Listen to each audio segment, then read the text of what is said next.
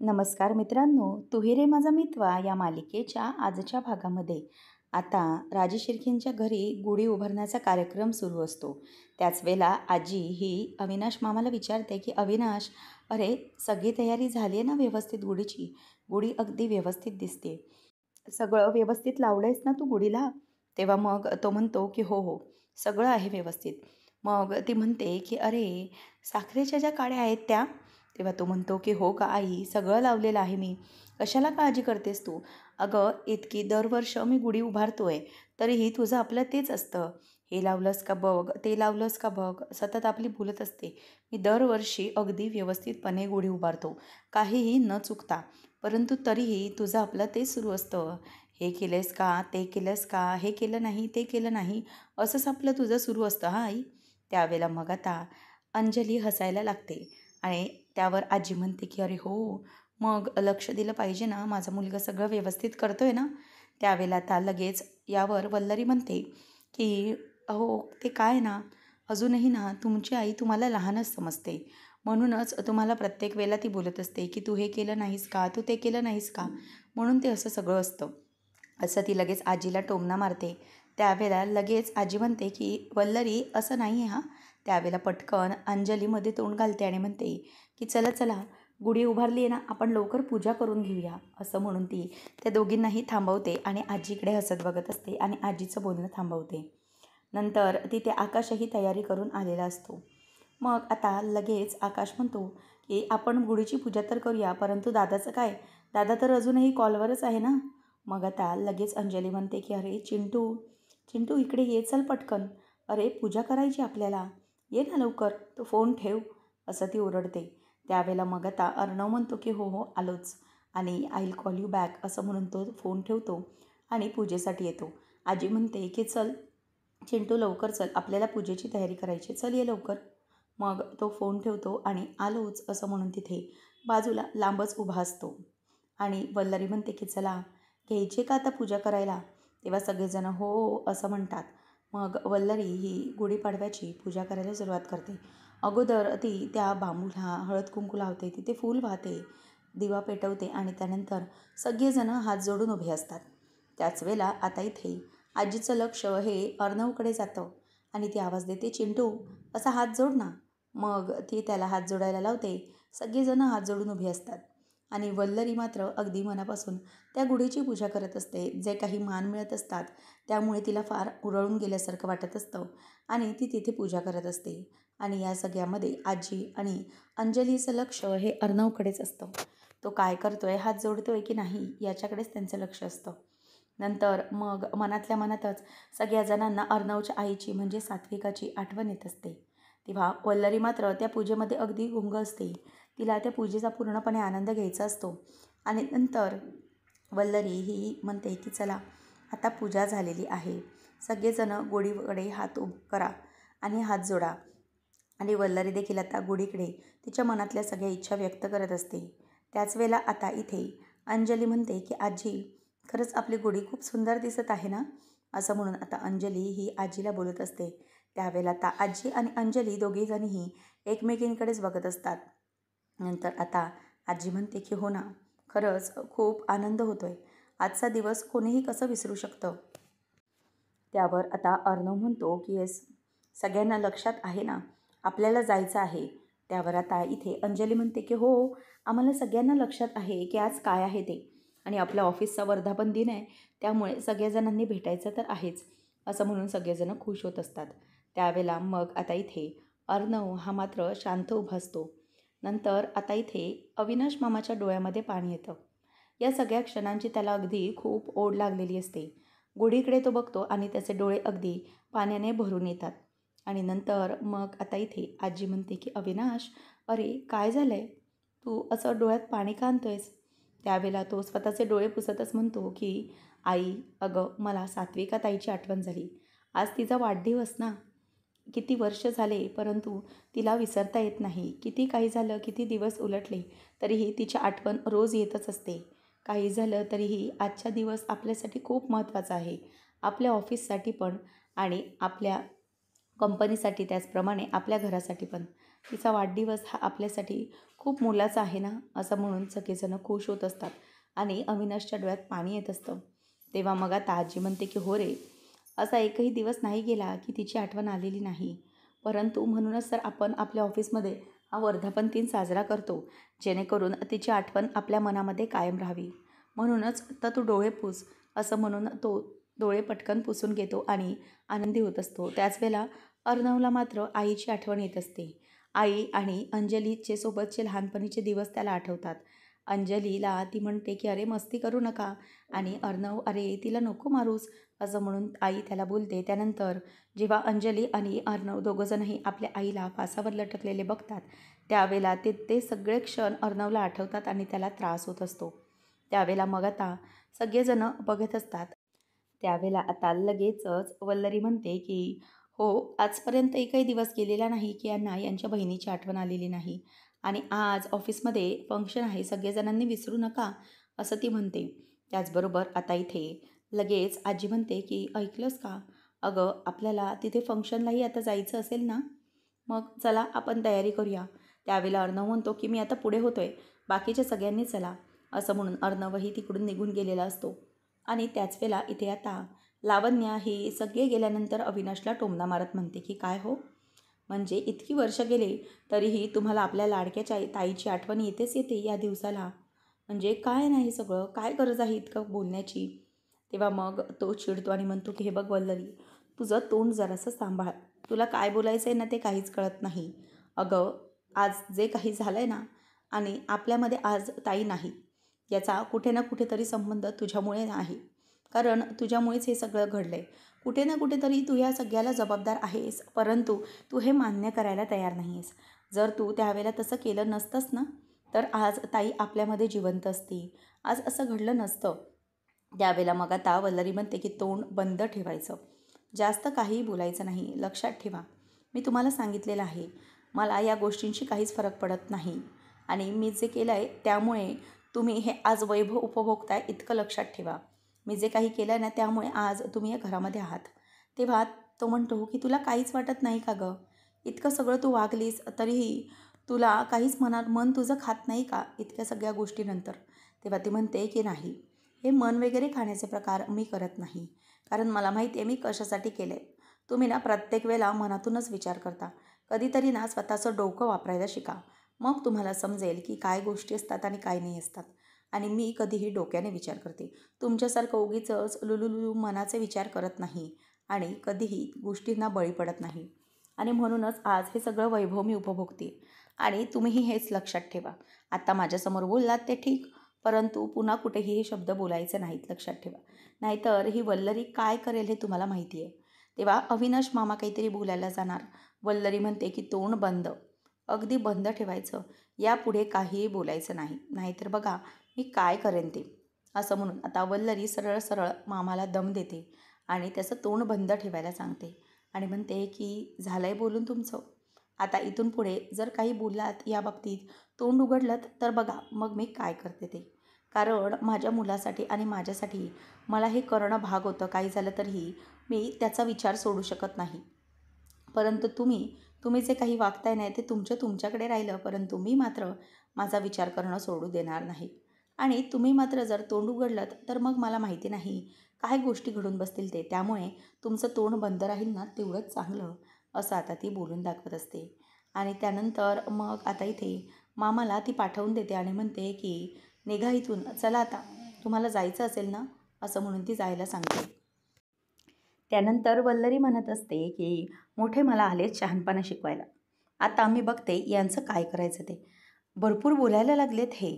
आता ना यांना असा डोस पाजते ना की यांना आयुष्यभर लक्षात राहिलं पाहिजे की हे काय बोलतात आणि काय बोलतात. मला मोठा शहाणपणा शिकवायला आलेत की म्हणे माझी बहीण अशी तशी. मी बघतेच आता यांचं कसं होतं ते, असं म्हणून आता वल्लरी ही त्याच्यावर भरपूर चिडलेली असते. त्यानंतर आपल्याला पाहायला मिळतं की इकडे आकाशचा फोन आला म्हणून नम्रता बाहेर येते. आणि त्याच वेळेला मग आता आकाश म्हणतो की नम्रता, तेव्हा ती म्हणते की हॅलो, हो बोला, मी नम्रताच बोलते आहे. मग आता तो म्हणतो की तुला गुढीपाडव्याच्या खूप खूप शुभेच्छा. तेव्हा नम्रता देखील म्हणते की हो, तुम्हालाही खूप खूप शुभेच्छा.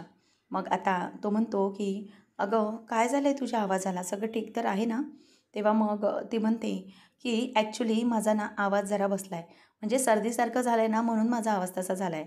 त्यावेळेला तो आता दचकतो आणि म्हणतो की चल मी तुझ्यासाठी डॉक्टर घेऊन येतो, औषध घेतलं आहेस का तू? तेव्हा ती म्हणते की नाही नाही काहीच गरज नाही त्याची, मी औषध घेतलं आहे. मग तो म्हणतो की तू आज ऑफिसला येणार आहेस ना, फाउंडेशन डे आहे. तेव्हा ती म्हणते की तसं काही नाही, पण मला इन्व्हाइट केलं गेलं नाही, मग मी कशी येणार? तेव्हा तो बरोबर म्हणतो की हो हो बरोबर, इन्व्हाइट नाही केलं तर मग तू कशी येणार? ठीक आहे, चल मी ठेवतो, काळजी घे, असं म्हणून तो फोन ठेवतो. आणि त्याच वेळेला तो म्हणतो की शिट यार, इन्व्हाइट नाही केलं होतं, मग मी इन्व्हाइट करायला हवं होतं ना आता. मी पण काय किती मूर्ख आहे ना खरंच, असं म्हणून तो स्वतःच्याच डोक्याला हात लावतो. दुसरं बोलतोय की डॉक्टरला वगैरे आणतो, परंतु आता मी हे काहीच बोललो नाही, असं तो बोलत असतो. त्यानंतर इथे आता मामा हा सगळे परफ्यूम हा लावत असतो आणि म्हणतो की चला निघूया. वल्लरी अगं अशी बसली आहेस काय? आपल्याला निघायला हवं ना. अगं सगळे आपल्या घरातले पोचले देखील असतील तिथे ऑफिसमध्ये, आपल्याला निघायला हवं. तेव्हा मग वल्लरी म्हणते की कुठे, कशाला जायचं आहे? तेव्हा मग तो म्हणतो की अगं असं काय करतेस तू? ऑफिसमध्ये आज फाउंडेशन डे आहे ना, आपल्याला गेलं पाहिजे, आपल्या घरातलं कार्य आहे ते. तेव्हा मग तो म्हणतो की चल निघूया. तेव्हा वल्लरी म्हणते की नाही, मला यायचं नाही आहे. तुम्हाला तर काय आपलं कळतच नाही. प्रत्येक वेळेला आपले उठसूट निघाले, उठसूट निघाले. स्वतःचं काय आहे काय नाही हे तुला तर काही कळतच नाही, असं ती त्याला बोलते. त्यावेळेला मग तो म्हणतो की अगं तू अशी काय करतेस? अगं या घरची सून आहेस तू आणि या घरातला प्रोग्राम आहे हा. फाउंडेशन डे आहे तर त्या दिवशी आपण ऑफिसला नसायला हवं का? कसं दिसतं ते? अर्णवला काय वाटेल याचा तरी जरा विचार कर. त्यावेळेला ती म्हणते की हे बघा, काही झालं ना तरीही मला त्याविषयी काही वाटत नाही. काही आपण त्यांच्या घरामध्ये असे राहतोय ठीक आहे, परंतु मला त्याच्याशी काहीच कौतुक नाही. जर त्याच जागी माझा मुलगा असता आकाश, तर मात्र मी आनंदाने गेले असते तिकडे. परंतु मला काही त्या अर्णवचं कौतुक बघायचं नाही आहे. तेव्हा मग मामा म्हणतो की हे बघ, एक गोष्ट लक्षात ठेव वल्लरी, की आपण या घरामध्ये फक्त आश्रित आहोत, अर्णवचे आश्रित आहोत, परंतु कधीही त्याने आपल्याला तसं भासवून दिलेलं नाही आहे, कारण खरंच तो खूप चांगला आहे म्हणून. त्यावेळेला मग ती म्हणते की हे बघा, तसं काही नाही आहे, उलट तेच आपल्या घरात राहतात असं आहे. कारण काही झालं तरीही आपण आपल्या गोष्टी अशा प्रकारे विसरू शकत नाही. तेवढ्यातच आता इथे त्याला वल्लरी म्हणत असते की काही झालं तरीही आपण एक गोष्टी कायम लक्षात ठेवायची. ज्या दिवशी सात्विक फॅशनचं नाव वल्लरी फॅशन होईल ना, त्याच दिवशी मी ऑफिसमध्ये जाईन आणि मोठ्या आनंदाने वर्धापन दिन साजरा करेन आणि त्याच दिवशी माझ्यासाठी तो वर्धापन दिन असणार आहे. मग आता त्यावर वल्लरीला तो म्हणतो की अगं जराशी काहीतरी बाळगला आज, जनाची नाही तर मनाची. अगं इतक्या सगळ्या गोष्टी घडतात आणि तू अशी कशी वागू शकतेस? अगं ते अर्णवचंच ऑफिस आहे आणि त्याचंच राहणार आहे, लक्षात आलं आहे का तुझ्या? तेव्हा वल्लरी म्हणते की हे बघा, काही झालं ना तरीही तो अर्णव आहे ना, त्याने आत्ता हे ऑफिस मोठं केलं आहे, त्यामुळे तो त्याचं काम करतो आहे, ठीक आहे ना. परंतु जोपर्यंत माझा मुलगा याच्यावर मालक होत नाही, तोपर्यंत मात्र मी काही त्या ऑफिसमध्ये जाण्याची इच्छा मला होत नाही. आणि तुम्ही प्रत्येक वेळेला आपल्या मुलांना नोकर म्हणून बघण्याचे स्वप्न पाहता काय हो? काय पाप आहात तुम्ही? प्रत्येकाचा बाप विचार करेल की माझा मुलगा कंपनीचा मालक होईल, परंतु तुम्ही तर मात्र माझ्या मुलाला कायम नोकर म्हणून पाहताय. अर्णवच्या हाताखालचा नोकरच राहिला आहे तो. जर त्याला तिकडचा मालक बनवायचं असेल ना, तर मात्र या सगळ्या गोष्टी मलाच कराव्या लागतील, लक्षात ठेवा. तेव्हा मात्र अविनाश मामा म्हणतो की काय बोलतेस काय तू? तुला तरी कळतंय का? अगं नको ते स्वप्न पाहू नकोस, ते ऑफिस आहे, ते अर्णवचं आहे, त्याने मेहनत घेतली आहे त्यावर. म्हणूनच आता गपचूप चल. त्याला काय वाटेल जर तू आली नाहीस तर? तो वाट बघत असेल. त्यावेळेला ती म्हणते की नाही, मला आता यायची तिथे इच्छा नाही आहे, तुम्हाला जायचं असेल तर तुम्ही जा, मी तिथे येणार नाही, असं सरळ ती आता बोलून दाखवते. त्याच वेळेला आता इथे अर्णव आणि आकाश दोघंजणही ऑफिसमध्ये आलेले असतात. त्यावेळेला अर्णवला आल्यावर लावण्या म्हणते की अर्णव, सगळी फंक्शनची तयारी झाली आहे. तेव्हा मग अर्णव म्हणतो की ऑल सेट ना?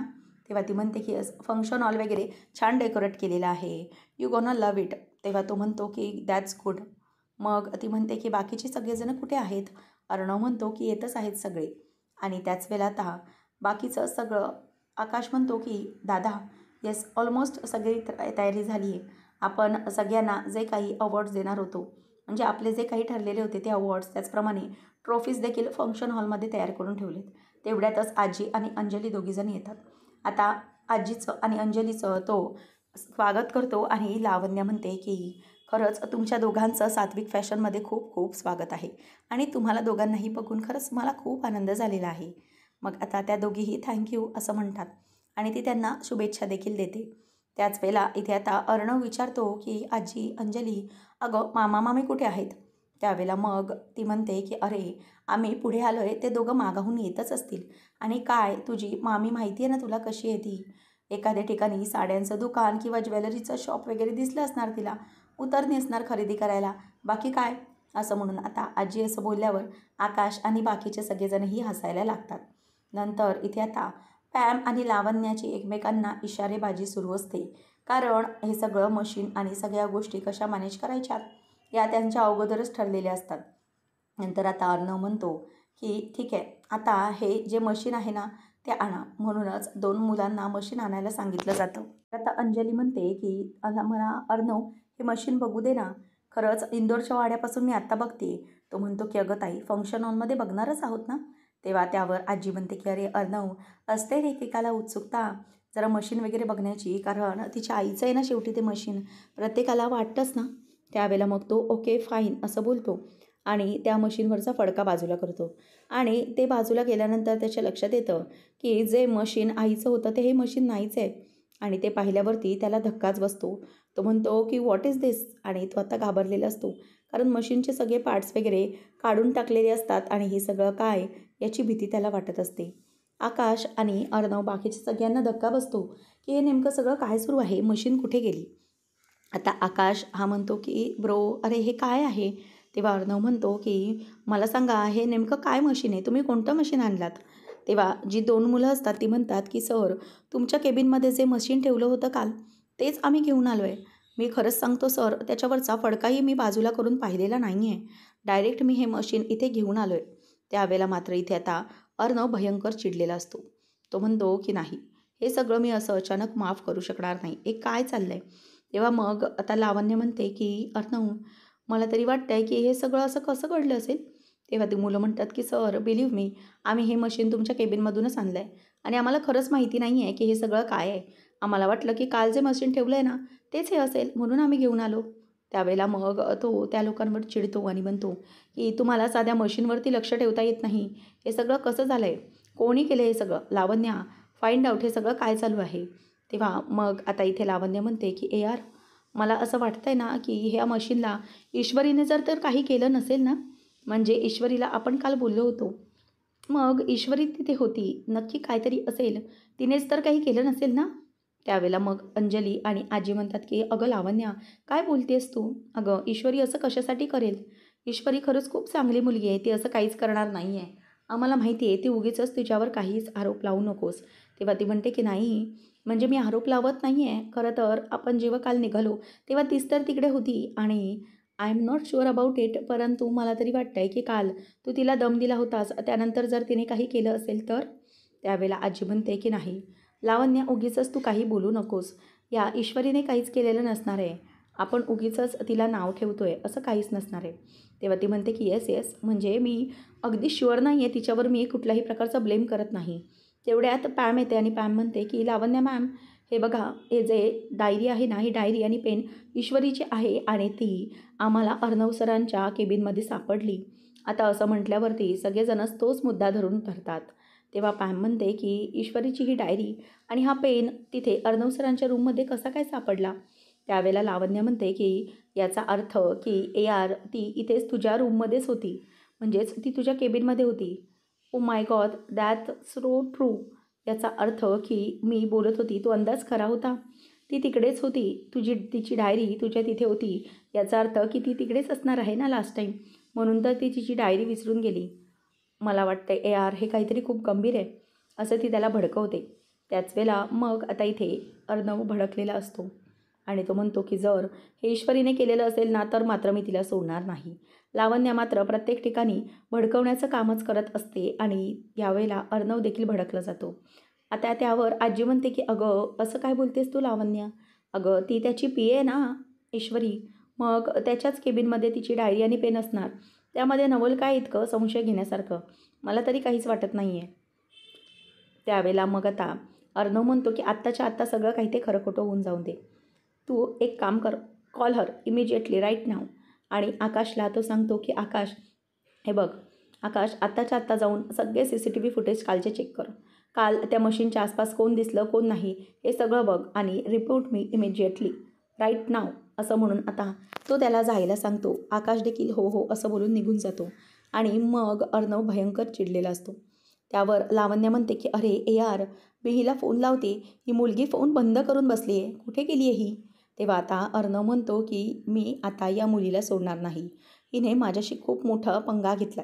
हिला सांगूनही तिने ऐकली नाही. आता मात्र मी नाही ऐकणार. तेव्हा आजी म्हणते की अरे अर्णव, प्लीज शांत हो, उगीचच टोकाचा निर्णय घेऊ नकोस. तिने नसेल केलेलं असं काही. तेव्हा तो म्हणतो की आजी नाही, प्रत्येक वेळेला मी तिची चूक माफ करत आलो आहे, परंतु आत्ता नाही. आत्ता आम्ही तिचं काहीही ऐकून घेणार नाही. जे तिला वागायचं आहे ना ते तिला वागू दे, परंतु माझ्या आईच्या मशीनशी छेडखानी केलेली मला अजिबात आवडणार नाही आणि ह्याचे ती गंभीर परिणाम भोगेल. मी तिला कालच हे अलर्ट केलं होतं, परंतु तरीही तिने माझं ऐकलं नाही. आज मात्र मी तिला सोडणार नाही असं तो बोलत असतो. त्यावेळेला ते आता अंजली म्हणते की अर्णव, अरे प्लीज ऐकून घे, ईश्वरी त्याची मुलगी नाही आहे, तिने नसेल केलं असं काही. तेव्हा अर्णव म्हणतो की बस ताई, आज कोणीही त्या मुलीची बाजू घ्यायची नाही आहे. कोणीही तिच्या बाबतीत मला समजावायचं नाही. काही झालं तरीही त्या मुलीला आता आम्ही इथून बाहेर काढणारच. जर तिची यामध्ये चूक असेल तर मात्र तिला या सगळ्याची खूप मोठी किंमत मोजावी लागणार. तर आता अंजली आजी दोघीजणही खूप टेन्शनमध्ये येतात आणि त्याचप्रमाणे इथे आता आजी आणि अंजलीला टेन्शन आलेलं असतं की काय होईल आणि काय नाही. तर लावण्या मात्र खूपच खुश होत असते. त्याच वेळेला इथे आता सगळेजण उभे असताना मशीनचा आवाज यायला लागतो. त्यावेळेला अंजली म्हणते की अर्णव, अरे कुठून तरी आपल्या आईच्या मशीनसारखा आवाज येतोय. म्हणून अर्णव आता बाहेर पडतो आणि धावत धावत मशीनच्या आवाजाच्या दिशेने जातो. त्याच वेळेला आता त्याला एक मशीनचा आवाज होताना दिसत असतो आणि त्या मशीनचा आवाज हा ईश्वरी करत असते आणि तिथे ती बसलेली असते आणि तिने स्वतःला जे काही चॅलेंज दिलेलं असतं की आता या मशीनवर मी एखादा तरी कपडा शिलाई करून दाखवणारच, त्याच तिचं काम सुरू असतं आणि ईश्वरीला कशाचीही चिंता नसते. ती कुठेही तिचं लक्ष नसतं, तिचं फक्त तिच्या कामावर लक्ष एकच असतं आणि ती काम करत असते. तेवढ्यातच अर्णव येतो. त्याला कळत नाही की हे सगळं कोण करत आहे, परंतु त्याला मनातून जाणवलेलं असतं की हे ईश्वरी करते. आता तो तिच्या बाजूला उभा येऊन राहतो, तरीही ईश्वरीचं त्याच्याकडे अजिबात लक्ष नसतं आणि त्यावेळेला अर्णवच्या डोळ्यात पाणी येऊ लागतं. आपल्या आईचं जे मशीन इतक्या वर्षानंतर त्याला चालू दिसतं, त्यामुळे तो खूप हळवा झालेला असतो आणि तो ईश्वरीकडेच बघत राहतो. अर्णवच्या डोळ्यात पाणी येतं आणि ईश्वरीकडे बघत असतो आणि ईश्वरी तिच्या कामात गुंग असते. अगदी प्रेमाने त्या मशीनवरून हळुवारपणे हात फिरवत तिची शिलाई सुरू असते आणि त्यावेळेला अर्णवला त्याची आई कशाप्रकारे हे सगळं करायची तशाच प्रकारे आता ईश्वरी करताना दिसते आणि ईश्वरीचं लक्ष अर्णव बाजूला येऊन उभा राहिला आहे तरीही त्याच्याकडे जात नाही. आता या सगळ्यामध्ये अर्णव हा ते सगळं बघत राहतो आणि त्याच्या डोळ्यातनं फक्त आणि फक्त पाणीच येत राहतं. काय बोलावं हे त्याला काहीच कळत नाही आणि आईच्या ज्या मशीनचा आवाज येत असतो त्याच्याशी त्याचं पूर्ण लहानपण जोडलं गेलेलं असतं आणि तेच लहानपण आता अर्णवच्या डोळ्यासमोरून जात असतं आणि डोळ्यातनं पाणी वाहत असतं. पुढच्या भागामध्ये आपल्याला पाहायला मिळतं की ईश्वरीचं काम सुरू असतं. त्याच वेळेला आता अर्णवच्या डोळ्यातून मात्र पाणी येत असतं आणि अर्णवच्या डोळ्यात म्हणजे पाण्यातला थेंब तो ईश्वरीच्या हातावर पडतो. ईश्वरीचं लक्ष जातं आणि ती म्हणते की सर, खरंच सॉरी, माझं लक्ष नव्हतं, तुम्ही इथे आलात. तेव्हा अर्णव अगदी थक्क बसलेला असतो. ऑफिसमध्ये त्या रूममध्ये सगळेजण आलेले असतात, स्टाफ, आजी, अंजली सगळे असतात. तेव्हा ईश्वरी म्हणते की सर, मला माफ करा, मी तुम्हाला न विचारता हे तुमच्या आईच्या मशीनला हात लावला, परंतु सर प्रयत्न करून बघायला काय हरकत आहे असं मी स्वतःला विचारलं आणि प्रयत्न केला तर हे मशीन झालं चालू सर, असं अगदी निरागसपणे ती बोलते. त्यावेळेला मात्र आता इथे अर्णव हा ईश्वरीच्या हातावर हात ठेवतो आणि गाल तिच्या हातावर ठेवूनच ईश्वरीला म्हणतो की थँक्यू व्हेरी मच, तू माझ्या आईचं मशीन सुरू केलंस, खरंच खूप थँक्यू असं तो तिला म्हणतो. आणि त्याच वेळेला इथे आता अर्णवच्या डोळ्यात पाणी पाहून ईश्वरीलाही डोळ्यात पाणी आलेलं असतं आणि सगळेजण बघत राहिलेले असतात. आजी, अंजली यांना खूप आनंद झालेला असतो. फायनली अर्णवने ईश्वरीच्या म्हणजे ईश्वरीबद्दलची मनातली जी अडी असते ती बाजूला केलेली असते आणि अर्णव हा ईश्वरीला म्हणजेच थँक्यू बोलतो. या सगळ्यामुळे सगळेजण आनंदात असतात, परंतु फक्त लावण्य आणि पॅम या दोघींचाही प्लॅन आता फ्लॉप झालेला असतो. आता हे सगळं पुढे कसं घडणार हे पाहणं रंजकतेचंच ठरणार आहे. अशाच मालिकांचे अपडेट्स जाणून घेण्यासाठी आजच आपल्या चॅनलला सबस्क्राईब नक्कीच करा. धन्यवाद.